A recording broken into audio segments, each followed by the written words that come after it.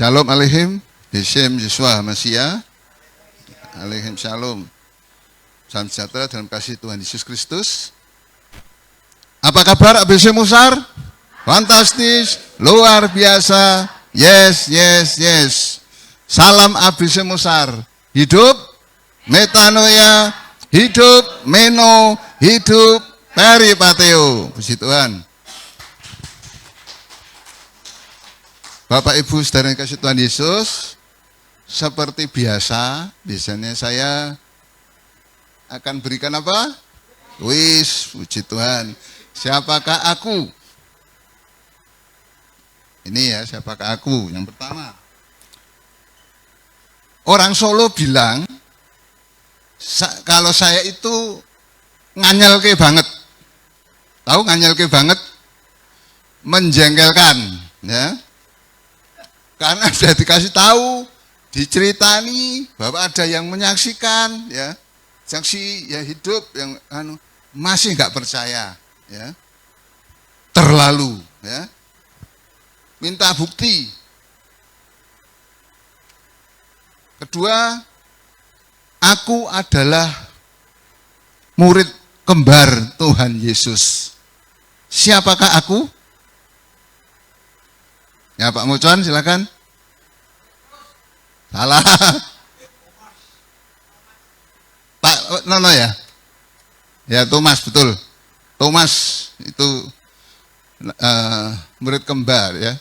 Thomas sendiri namanya artinya itu kembar. Dan bahasa Yunani ya, Didimus ya. Didimus. Sudah terjawab Pak Nono ini dapat lagi ini nih. Kemarin dulu April Mop. Bapak Ibu, ini dalam rangkaian Paskah, pernah enggak di dalam pikiran Bapak Ibu atau bilang, loh, katanya Tuhan Yesus bangkit hari ketiga. Lah matiin Jumat kok Minggu bangkit tuh kan ya. Berapa hari Masian? Kalau menurut kita 2 hari. Tapi Bapak Ibu perlu tahu cara penghitungan hari baik Yahudi ya itu persis penanggalan Jawa juga Tionghoa Cina ya. Jadi hari itu dimulai jam 6 sore. 6 sore sampai 6 sore berikutnya itu 1 hari. Kalau misalnya sekarang ya Minggu itu udah kemarin jam 6 sore Sabtu itu udah Minggu. Nanti jam 6 sore lebih itu sudah Senin. Jadi waktu itu Jumat kan jam 3 Tuhan Yesus mati ya. Itu dihitung 1 hari. Jam 6 Sabtu 2 hari. Sabtu jam 6 3 hari. Jadi Minggu pagi bangkit itu sudah hari ketiga. Ya. Demikian juga untuk ini kita ini sudah hari ke-8 ya. Dari Paskah kemarin kan menurut kita hitungan seminggu, tapi kalau menurut tanggal Yahudi itu hari ke-8. Maka saya ambil nas Alkitab pada hari yang ke-8 setelah Paskah ya. Seperti tadi sudah dijawab oleh Pak Nono, yaitu Rasul Thomas. Rasul Thomas ini perjanjian baru ya. Ini kan tema gereja kita dasar yang kuat ya. Kita sudah lain cara-cara, saya cuma bisanya dari lihat dari Alkitab supaya tahu ya. Nanti dipikir Rasul Thomas itu di perjanjian lama, kan repot nanti ya.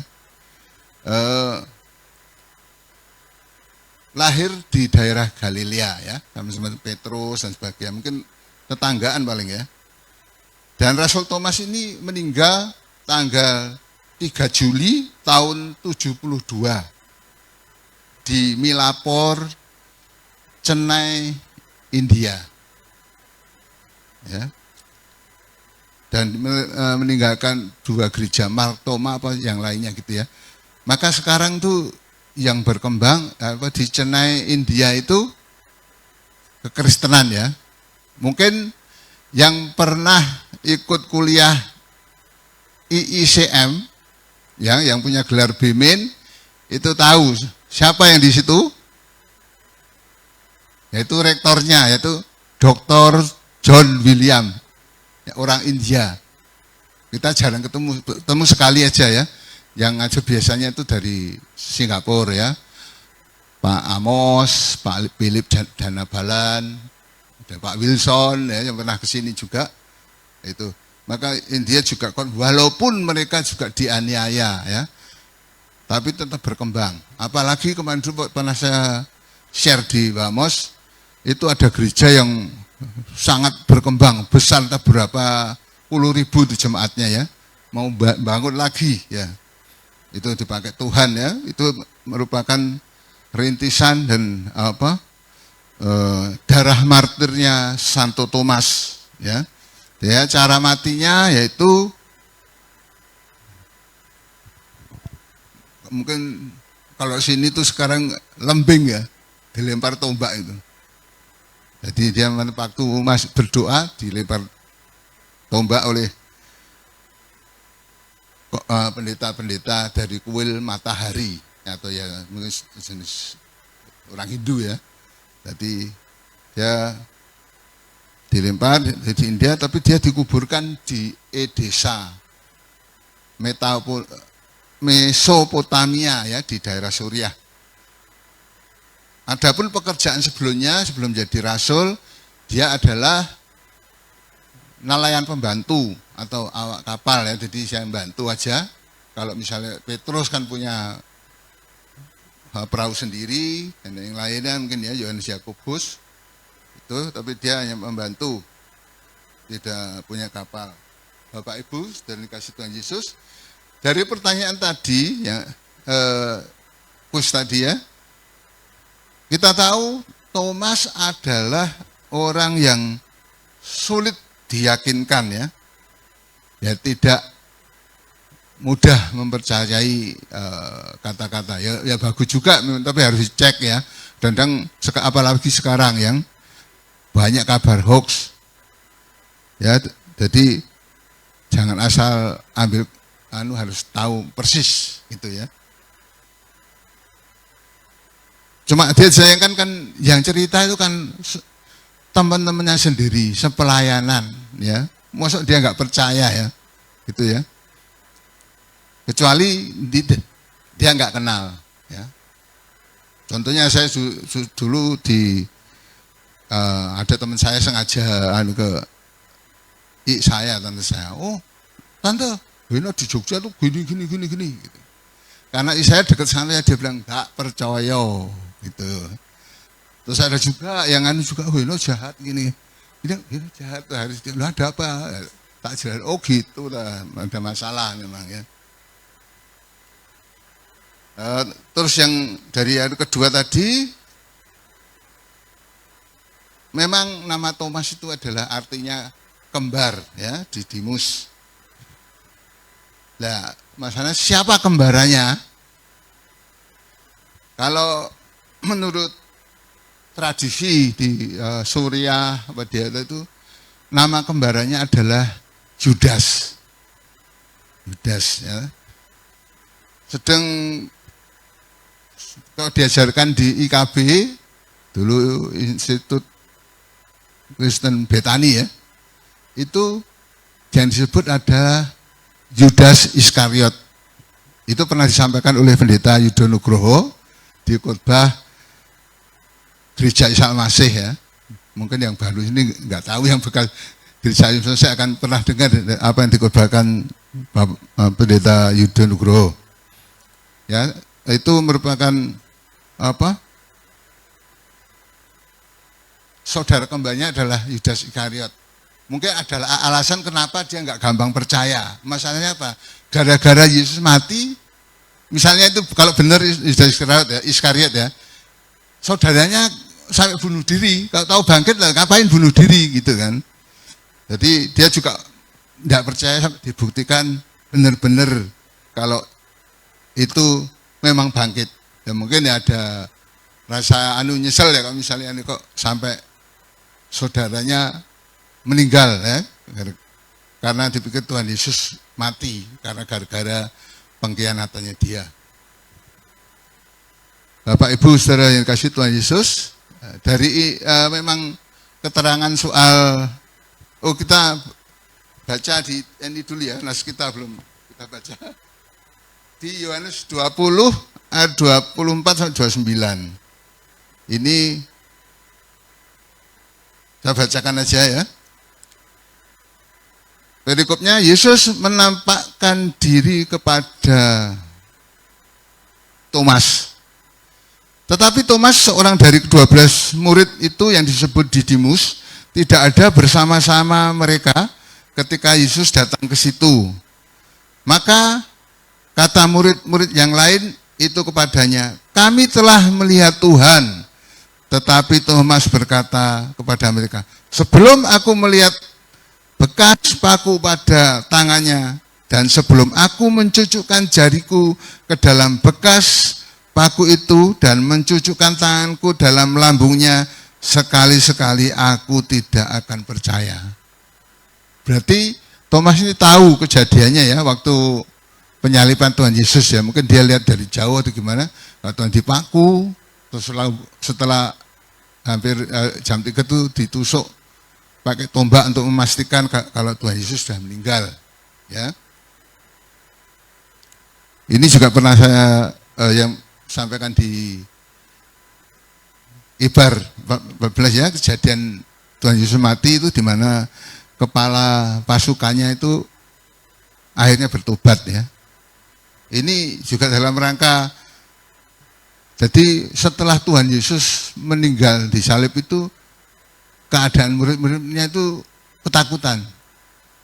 Kita nggak bisa cibir, kok gitu takut malah. Memang kenyataannya begitu. Mereka dikejar-kejar ya oleh tentara Romawi juga. Jadi memang diberantas gitu ya, dipunahkan ya pengikut-pengikut Tuhan Yesus ya, sampai diselidiki. Sebenarnya itu kalau saya baca tidak Longinus ya, tapi di Katolik namanya Longinus. Akhirnya dia yang bertobat itu kepala pasukan, karena kepala pasukannya ini kan sistemnya dicari tempat sembunyian murid-murid Tuhan Yesus gitu loh. Nah, waktu dia penampakan Tuhan Yesus pertama, dia tahu itu tempat persembunyian pengikut Tuhan Yesus. Dia ke situ, justru dia melihat Tuhan Yesus. Maka dia akhirnya bertobat itu ya. Jadi dia percaya sepenuhnya kalau memang Tuhan Yesus itu Tuhan, karena dia bangkit. Apalagi dia menyaksikan diri ke Tuhan Yesus sudah mati waktu itu ya. Jadi dia percaya karena dia melihat ya. Tapi di sini Tuhan mengajarkan lebih berbahagia yang percaya walau tidak melihat ya. Seperti sekarang ini kita tidak melihat Tuhan Yesus ada di sekitar kita, tapi kita percaya Tuhan hadir di tengah-tengah kita. Amin. Nah, teruskan 8 hari kemudian murid-murid Yesus berada kembali dalam rumah itu, dan Thomas bersama-sama dengan mereka. Sementara pintu-pintu terkunci, Yesus datang dan ia berdiri di tengah-tengah mereka dan berkata, "Damai sejahtera bagi kamu."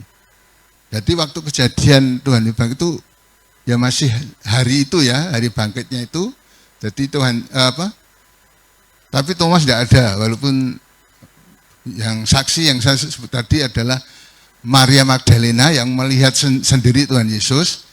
Kalau yang lainnya kayak Yohanes sampai itu tahu kuburnya kosong. Terus 2 orang yang ke Emmaus, Kleopas salah satunya, itu memang dinampaki dia tidak tahu ya Tuhan Yesus, tapi apa yang diperbuat adalah apa yang biasa diperbuat Tuhan Yesus. Jadi yakin itu Tuhan Yesus sendiri yang mereka, sehingga mereka balik lagi ke Yerusalem ya. Ayat 27, kemudian ia berkata kepada Thomas, "Taruhlah jarimu di sini dan lihatlah tanganku, ulurkanlah tanganmu dan cucukkan ke dalam lambungku, dan jangan engkau tidak percaya lagi, melainkan percayalah." Ya. Thomas menjawab dia, "Ya Tuhanku dan Allahku." Kata Yesus kepadanya, karena engkau telah melihat aku, maka engkau percaya. Berbahagialah mereka yang tidak melihat namun percaya. Ya, puji Tuhan. Jadi mungkin setelah ini kejadian mungkin Thomas bisa gampang diyakinkan gitu ya. Karena dia sudah tahu dan ditegur Tuhan Yesus, dia percaya. Apalagi yang berkata itu adalah orang-orang satu iman ya, satu tubuh yang tidak yang biasa berkumpul dengan mereka. Oh, sekalian juga saya ingatkan Bapak Ibu, sekarang di entah TikTok apa YouTube ya, di media sosial, sekarang ada aliran baru yaitu Kristen progresif. Hati-hati terutama anak-anak muda ya. Pokoknya jangan ikut-ikutan itu. Di situ keselamatan bisa didapat walau tidak melalui Tuhan Yesus. Itu adalah sangat sesat ya.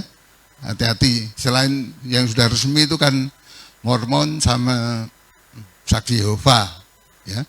Ini lebih bahaya lagi ya.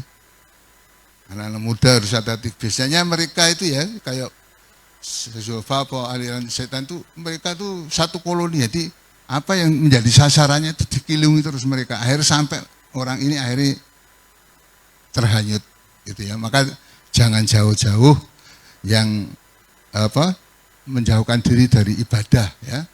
Terutama sering yang nggak pernah ibadah, itu yang sangat sayangkan ya.